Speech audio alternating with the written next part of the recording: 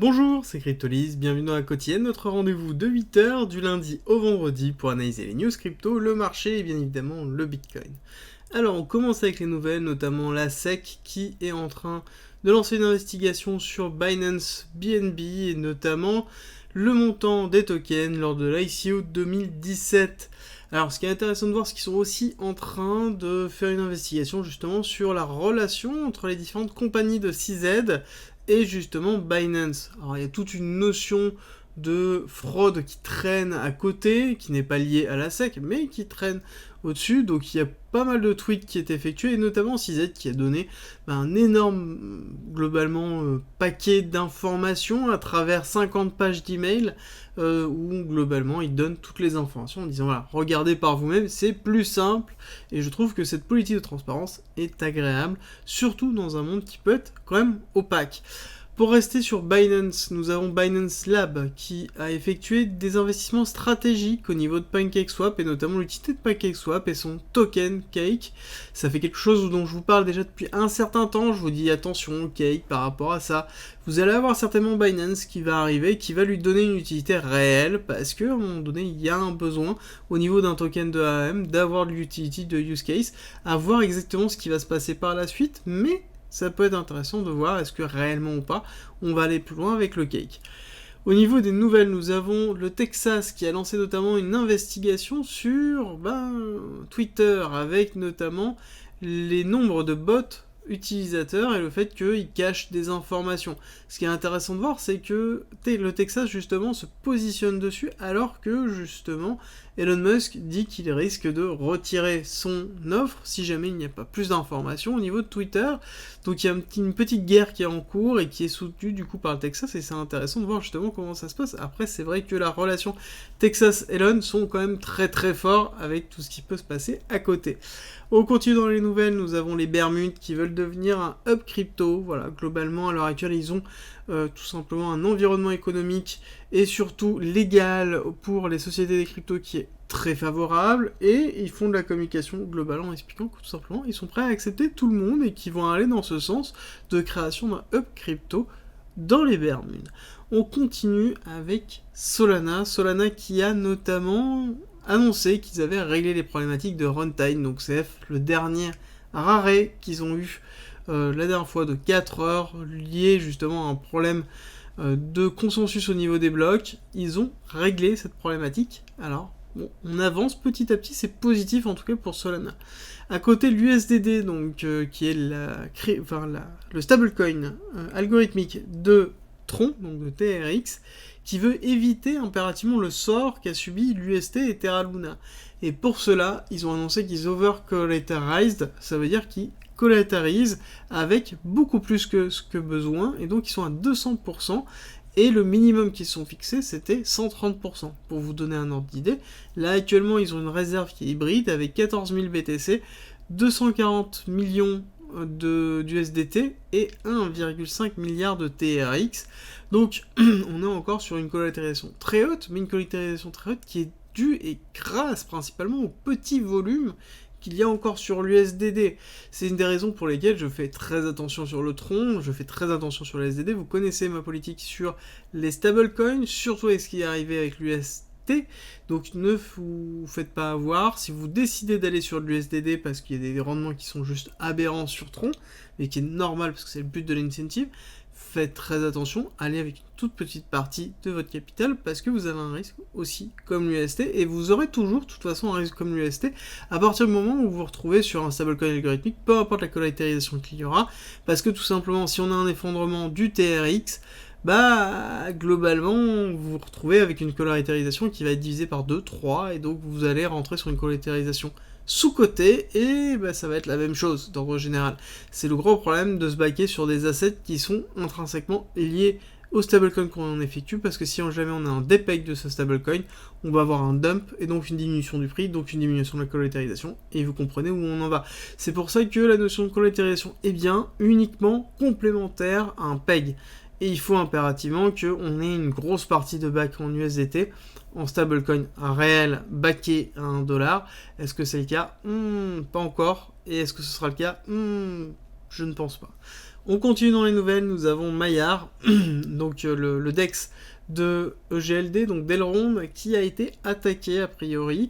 Alors on n'a pas encore trop d'informations dessus, mais ça a l'air quand même d'être une attaque réelle baissière qui a été effectuée avec un gros dump de GLD, gros dump qui a entraîné en fait la plateforme dans une spirale qui a emmené justement le GLD à 5$ sur Maillard, d'accord? Donc ils n'ont pas réussi tout simplement à relever le prix, c'est pour ça que Maillard a été arrêté en attendant de pouvoir voir ce qui se passe et de pouvoir remonter le pool de liquidité notamment et pouvoir effectuer. Si jamais vous avez des questions sur pourquoi un DEX peut descendre à 5$ alors que le reste du cours reste tout simplement à 75$, n'hésitez pas à passer sur le Discord, on répondra à la question, c'est avec plaisir, c'est une notion de liquidité. Ensuite, on termine sur une note positive. Nous avons Pintu, qui est un exchange indonésien qui a levé 113 millions de dollars, qui est quand même positif, alors que on se retrouve globalement sur quand même une diminution de la masse salariale de beaucoup d'exchanges qui sont effectués, mais il y a quand même des levées de fonds effectives, parce qu'on sait que c'est un métier d'avenir en général, donc on se retrouve toujours, c'est des levées de fonds continuelles. Je t'annonce une énorme nouvelle, il va y avoir encore plus de contenu sur le Discord, avec notamment l'ouverture de la partie premium du Discord. Concrètement, c'est quoi? C'est plein de guides, que ce soit écrits ou vidéo, il y a plus de 50 vidéos, pour apprendre tout des cryptos, que ce soit pour investir, faire du trading, comprendre la technologie, faire de la DeFi. Il va y avoir en plus des exemples de portefeuille et de bagues, le mien, de bagues et de portefeuille, sur lequel je vais expliquer tous les tenants et aboutissants, des dossiers sur les futures pépites, des dossiers d'analyse fondamentale du marché, des indicateurs, des stratégies d'optimisation DeFi, et bien évidemment des signaux spot, futurs et investissements, avec en plus un canal fiscalité, un canal juridique, des canaux de discussion, plein d'autres choses, et ça ne va pas s'arrêter là. Si tu veux plus d'informations, je t'invite à regarder la vidéo explicative en commentaire et rejoindre le Discord. À très vite. Si tu aimes mon contenu, like, partage et abonne-toi, ça m'aide énormément. On a terminé pour les nouvelles et on attaque la partie technique qui est intéressante parce que aujourd'hui on va parler d'order flow un petit peu après. Là je vous fais un petit rappel habituel et ensuite on attaque directement ce qui s'est passé cette nuit et l'order flow, et globalement il y a un sentiment de marché qui est en train de se dégager et vous allez voir, c'est rigolo. Alors nous avons ici notre rappel habituel, nous sommes dans une schématique Elliottis de une vague de vague 3 terminée en avril 2021. Nous sommes actuellement dans le retracement 4 avec un retracement A, B, C. La B a fait une extension, la C a fait une extension. Nous avons un schéma de Wyckoff en BC, AR, ST, SO. Le ST a pris la liquidité du BC, donc nous sommes dans une réaccumulation, quelque chose qui a vocation d'aller plus haut. Mais néanmoins, on a toujours ce gap CME qui est partiellement ici comblé, on a un gap CME au-dessus qui n'est pas du tout comblé, et on a des ratios de Fibonacci extension qui nous amènent à 23 000 et 18 000, globalement la barre des 20 000 $, qui est très importante, sur lequel on les retient très impérativement, parce que c'est des niveaux clés sur lesquels on peut avoir une continuité baissière, mais néanmoins, on est quand même sur un niveau clé sur la 5e vague d'impulsion au 618, nous avons bien retracé, nous travaillons notamment le 0,618 du retracement du mouvement global, donc c'est une bonne zone pour pouvoir repartir, et c'est un petit peu ce que tout le monde se dit aussi, même si les communications ont changé, on n'est plus bull, on parle beaucoup bear, mais quand on regardera un petit peu après dans le order flow, vous allez voir que ce n'est que de la discussion, parce que les chiffres réels montrent que on achète majoritairement BTC. Alors, qu'est-ce qui s'est passé notamment, hop, tac, hier nous avons une belle bougie, bien belle. Alors, ce qui est intéressant, c'est que hier justement, quand je vous ai fait la dernière quotidienne, on était ici, je vous disais qu'on allait aller taper notamment l'order block, possiblement celui au-dessus, mais je pensais plus à celui-là, avec notamment un travail du 786, et ensuite, globalement, une rentrée distribution ici, et donc on a chuté très fortement, donc là-dessus, c'était à peu près donné comme information, surtout qu'on a eu un très beau retest, donc même si on n'était pas rentré ici on pouvait rentrer, pour pouvoir descendre et chuter. Donc on a eu une très grosse session, notamment une session asiatique, on regarde sa session asiatique de 2 heures d'hier qui a donné le go, le départ. Là on a la session asiatique qui a donné la fin du mouvement et qui a repris notamment une partie de ses ordres. Forcément on est revenu sur la supply zone qu'on a donnée directement pour pouvoir retravailler. Ce qui est intéressant de voir, c'est qu'on a notamment pris les liquidités ici qui se trouvaient là, et on est allé plus bas dans cet impact, et donc c'est très intéressant de voir que là on est en train de travailler un order block aussi qui est très important, qui est cet order block ici, qui a donné la première accélération haussière. Hein. Donc, là-dessus, on a quand même une schématique qui est en train de se mettre en place. Ça veut dire qu'on a une volonté à aller un petit peu plus bas, en train de travailler justement ces niveaux importants. Alors, on va regarder juste quelque chose d'intéressant. On va prendre un tout petit peu de recul par rapport à ça, hop, sur ce mouvement entier. Alors, on va juste fermer ça, on voit qu'on est bien parti là-dessus. Moi, globalement, je le vois quand même descendre encore un petit peu plus bas. J'aimerais bien qu'il travaille notamment cette zone ici, des 28 800, des 28 400, voire possiblement aller chercher la liquidité de cette zone-là. Et je vais vous expliquer pourquoi. Je vais vous expliquer tout simplement que là, on est dans une schématique qu'on a déjà connue. Si vous êtes là depuis... allez, on va dire le début de l'année, nous sommes dans une phase de concentration du cours, d'accord? Donc là, on a quelque chose qui est en train de se faire de cette façon-là. Alors, je schématise grandement, c'est pas des tendances qui ont vocation, mais on a quelque chose qui est en train de se faire, on est en train de comprimer le cours sur des niveaux importants, et c'est quelque chose, d'ailleurs, je n'ai pas regardé le RSI, c'est pas bien, on va regarder tout de suite le RSI, voir un petit peu où on en était. Donc ouais, on a eu un momentum qui a craché, et si on regarde, ici, on a en plus une divergence en 1 heure haussière, qui est positif, hein, qui est très positif, ici, tac, on est... Alors, on va quand même vérifier, hein. Donc oui, c'est ça. On est haussier ici sur le RSI, donc on a un momentum qui s'est pas totalement effondré. Ici, on a bien cassé. Après, rien n'empêche que là, c'est pas encore validé. Hein. Vu la mèche qu'on a eue, là, on pourrait très bien continuer à s'enfoncer, même si là, on va arriver donc sur un marché américain et européen qui vont être de base quand même moins agressifs. Mais on va se retrouver, je pense, dans une phase de compression. Il est possible qu'on remonte, tout simplement retravailler.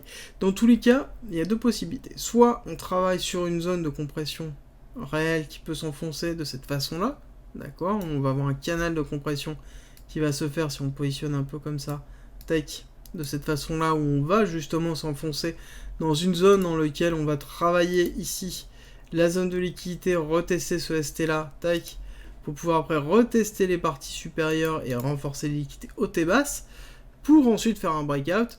Je pense personnellement un breakout sur la baisse, pour plusieurs raisons. Parce que à l'heure actuelle, on a quand même un order flow qui est particulier. On va aller regarder tout de suite ça. Alors, au niveau de l'order flow, déjà au niveau de l'extreme fear, on est toujours à 15, mais au niveau de l'order flow, on a quelque chose d'un petit peu particulier. Je vous avais dit que lorsque l'on avait une augmentation ici, de notamment l'open interest, donc des leviers, qu'on avait une contraction du cours, et que généralement on avait une exposition du cours, on avait un setup de chute. Bon bah qu'est-ce qui s'est passé? On a comprimé, tellement contracté que du coup on est passé en survente, hein, d'accord?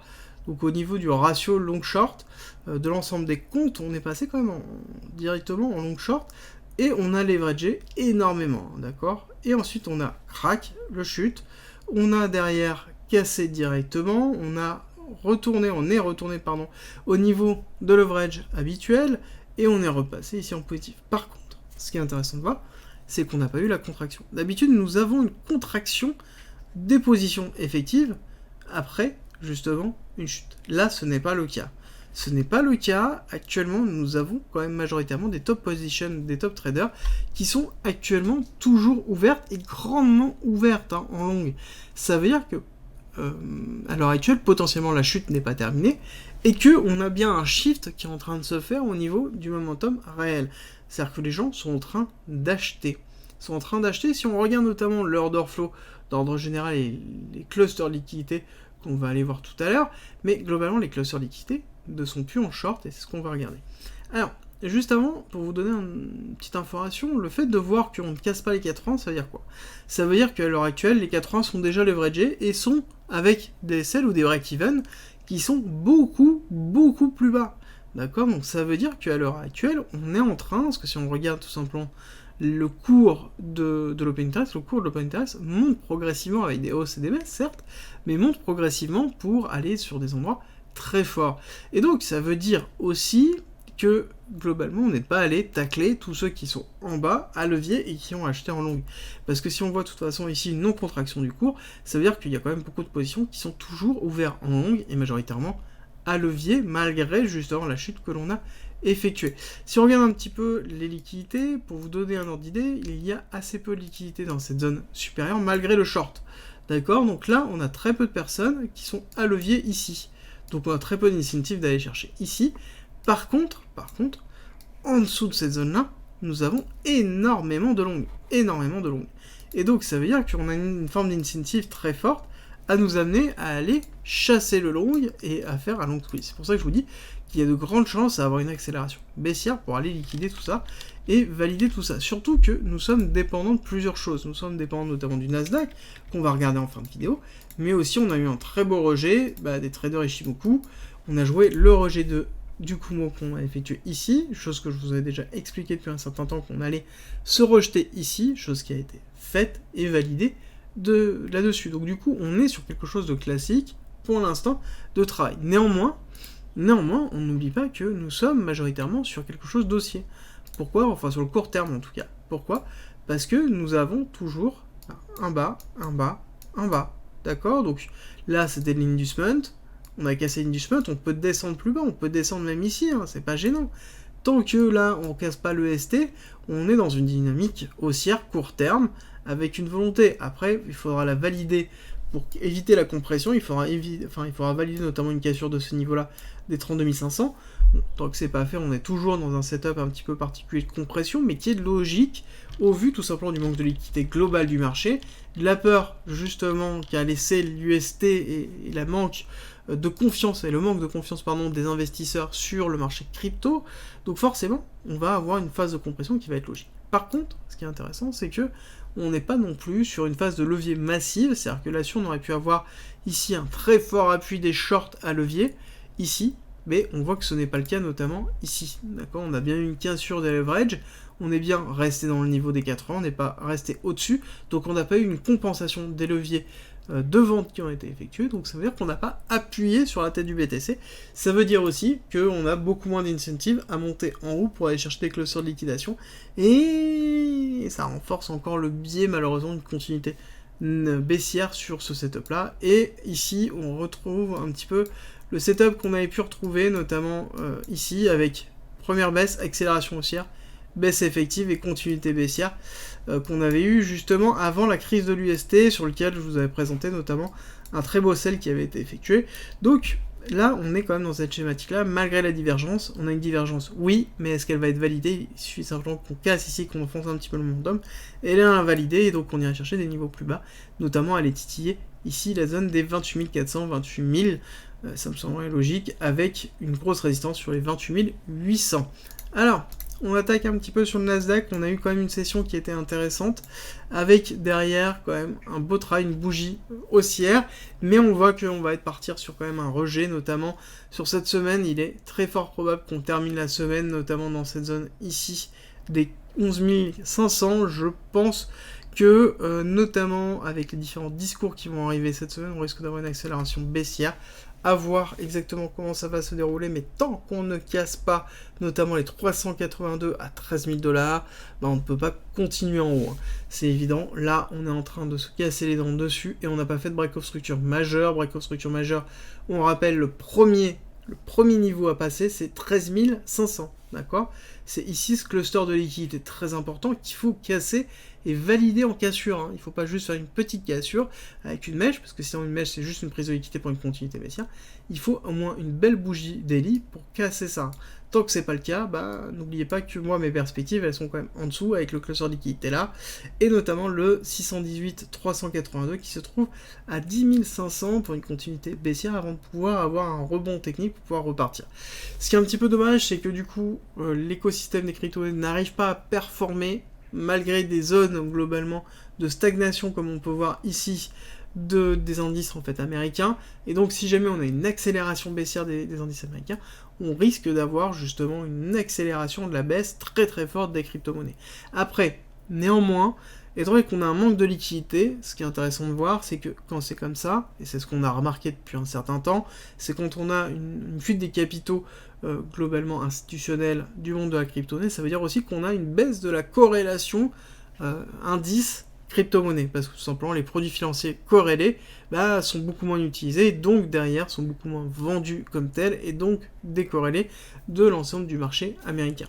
Voilà. Après, c'est juste une décorrélation légère, on reste quand même corrélé, on n'ira pas to the moon si jamais le marché américain, notamment le Nasdaq et le SP500, ne performent pas, et ça c'est évident en tout cas dedans, et en tout cas dans la schématique globale des crypto-monnaies et de l'écosystème des crypto-monnaies.